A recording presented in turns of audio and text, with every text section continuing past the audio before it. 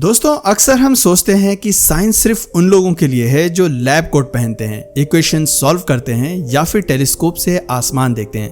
But what if I tell you, science is not just about formulas and experiments. Science is about curiosity, imagination and the courage to ask why. और इसी curiosity और करेज की सबसे inspiring कहानी है Stephen Hawkins की। 8 जनवरी 1942 को Oxford, England में जन्मे स्टीफन हॉकिंग का जन्म बाकी बच्चों से अलग था। उनके पिता फ्रैंक हॉकिंग एक मेडिकल रिसर्चर थे और उनकी मां इजाबेल ऑक्सफोर्ड ग्रेजुएट थी। हॉकिंग बचपन से ही अनयूजुअल थे। जब बाकी बच्चे फुटबॉल खेलते, स्टीफन अपने खिलौने खोलकर उन्हें नए तरीके से जोड़ते, इलेक्ट्रिक ट्रेन्स बनाते और आसमान की तरफ देखते रहते। उनका इमेजिनेशन बचपन से ही लिमिटलेस था। उनके टीचर्स भी अक्सर उनसे कहा करते थे कि स्टीफन के सवालों का जवाब देना मुश्किल है क्योंकि उसके दिमाग में ब्रह्मांड घूमता है। स्टीफन हमेशा यूनिवर्स के सीक्रेट्स जानने के लिए क्यूरियस रहते थे। स्कूल के बाद स्टीफन ने ऑक्सफोर्ड यूनिवर्सिटी ज्वाइन की, बट वहाँ एक ट्विस्ट हो गया। स्टीफन मैथमेटिक्स पढ़ना चाहते थे, लेकिन ऑक्सफोर्ड में उस समय मैथ्स अवेलेबल नहीं थी। सो उन्होंने फिजिक्स चुना क्योंकि उन्हें यूनिवर्स के रूल समझने थे। ऑक्सफोर्ड में उनका टाइम काफ़ी इंगेजिंग था। वो रोइंग टीम में थे। वो अक्सर फ्रेंड्स के साथ साइंस पर डिबेट करते थे। यहाँ फिजिक्स में फर्स्ट क्लास डिग्री लेने के बाद स्टीफन कॉस्मोलॉजी में रिसर्च करने कैम्ब्रिज यूनिवर्सिटी चले गए। यही वो जगह थी जहाँ उनकी साइंटिफिक जर्नी शुरू हुई और यहीं उनकी लाइफ ने एक ड्रामेटिक टर्न लिया।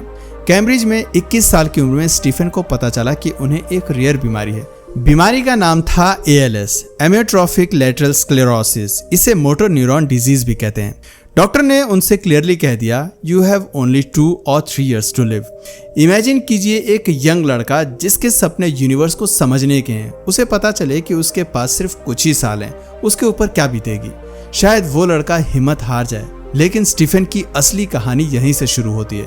उन्होंने डिसाइड किया कि वो अपनी लाइफ को बेकार नहीं जाने देंगे, चाहे बॉडी साथ दे या ना दे। ALS की वजह से उनका शरीर धीरे धीरे पैरालाइज हो गया। पहले चलने में दिक्कत, फिर बोलने में, फिर हाथ ने भी काम करना बंद कर दिया। लेकिन स्टीफन का माइंड पूरी तरह से एक्टिव रहा। उनकी डिटर्मिनेशन और क्यूरियोसिटी कभी कम नहीं हुई। उन्होंने अपने रिसर्च पर फोकस किया और ब्लैक होल्स, टाइम और यूनिवर्स के ओरिजिन पर रेवोल्यूशनरी थ्योरीज दी। स्टीफन की लाइफ की एक और खास बात थी उनका सेंस ऑफ ह्यूमर। वो द सिम्पसन जैसे टीवी शोज में भी आई। ये एक एनिमेटेड शो था जहां उनका कैरेक्टर उनकी रोबोटिक वॉइस में जोक सुनाता था।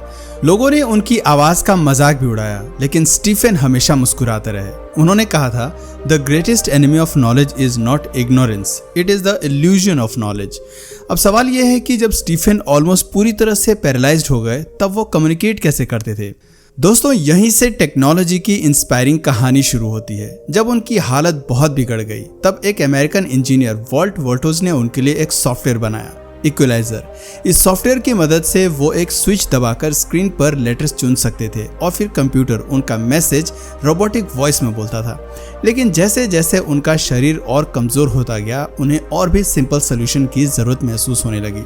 यहीं पर 2 इंडियन इंजीनियर्स, अरुण मेहता और उनके दोस्त विक्रम कृष्णा की एंट्री होती है। एक दिन विक्रम की मुलाकात बेनी से होती है। बेनी हॉकिंग की टीम से जुड़े हुए थे।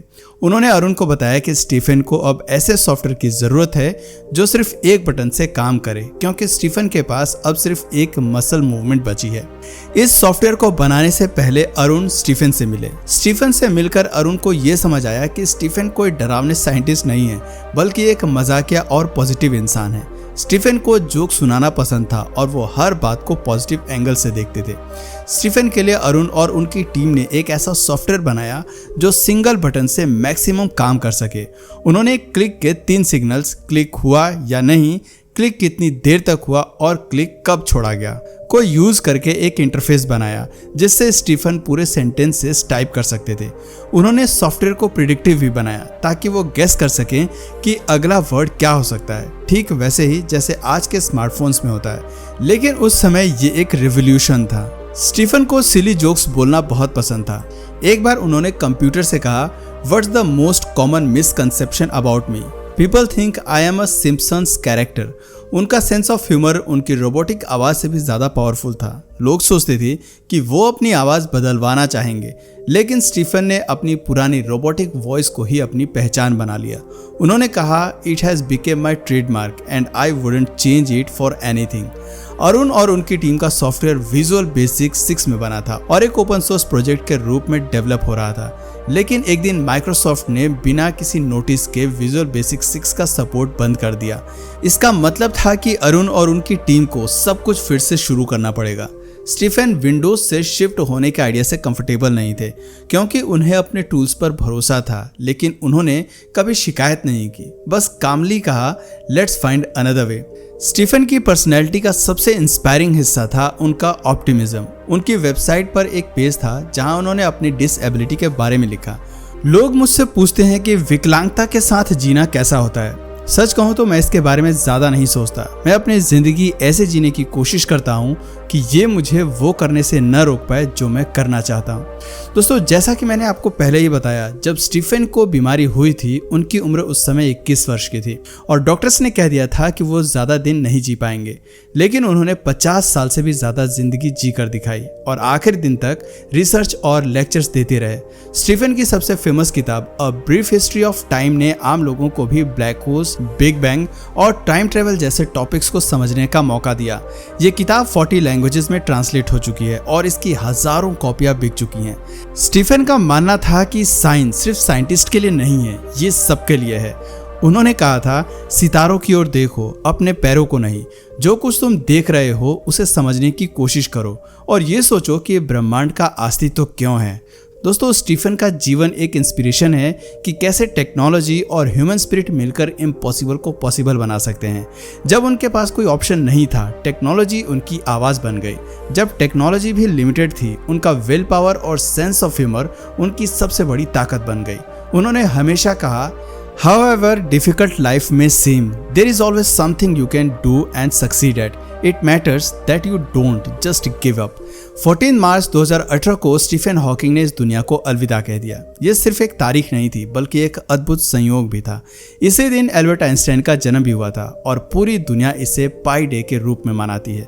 स्टीफन हॉकिंग के जाने के बाद पूरी दुनिया ने उन्हें दिल से श्रद्धांजलि दी।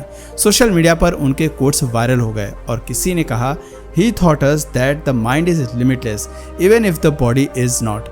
उनकी कहानी सिर्फ एक साइंटिस्ट की नहीं बल्कि एक ऐसे इंसान की है जिसने हर मुश्किल को स्माइल के साथ फेस किया। उन्होंने दुनिया को सिखाया कि बाउंड्रीज सिर्फ शरीर में होती है, दिमाग में नहीं। उनकी स्टोरी, उनका स्ट्रगल और उनके लिए बनी टेक्नोलॉजी, ये सब मिलकर एक ऐसी स्टोरी बन जाती हैं जो हर किसी को इंस्पायर करती हैं।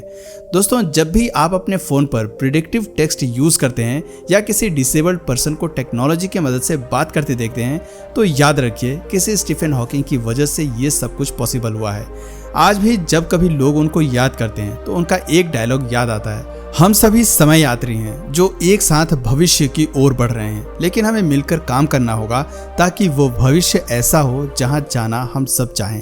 स्टीफन ने हमेशा टीम वर्क, ऑप्टिमिज्म और क्यूरियोसिटी को सेलिब्रेट किया। उनका मानना था कि अगर हम सब मिलकर काम करें तो फ्यूचर को एक बेटर प्लेस बना सकते हैं। तो दोस्तों, ये थी स्टीफन हॉकिंग की कहानी, एक ऐसे इंसान की जो शरीर से मजबूर था लेकिन दिमाग से आज़ाद था, जिसने एक बटन से दुनिया को हिला दिया और सबको सिखा दिया कि कभी गिव अप मत करो। उनकी लाइफ एक रिमाइंडर है कि चाहे जो कुछ भी हो, हम सब में एक चिंगारी है जो इम्पॉसिबल को पॉसिबल बना सकती है। साइंस, टेक्नोलॉजी और इंसानी जज्बे की ये कहानी हर किसी को इंस्पायर करती है, मोटिवेट करती है और अपनी ज़िंदगी में कुछ नया करने की हिम्मत देती है। तो दोस्तों, आज के लिए फ़िलहाल इतना ही। उम्मीद है आपको आज की वीडियो पसंद आई होगी।